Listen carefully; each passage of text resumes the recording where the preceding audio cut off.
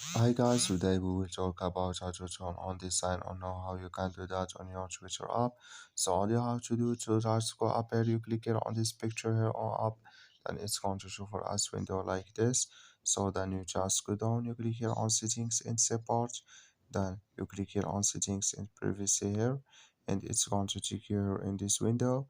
So all you have to do now, so just go down and you click here on privacy here, then it's going to take you here in this window. You just scroll down, then you come here to location information, you will click, then you come to this window here, you come here to personalize based on previous location, you will click here on this sign, and like you see this color show for us here, so just add your add your location. I'm going to add my location here, and it's going to add with me on your Twitter app here.